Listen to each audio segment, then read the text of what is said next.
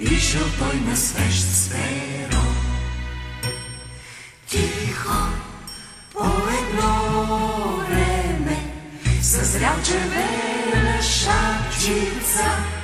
Казал си, дойде време, живей червена шапчица. Живей, червена шапчица, червена шапчица, живей! Живей, червена шапчица! Червена шапчице, живей!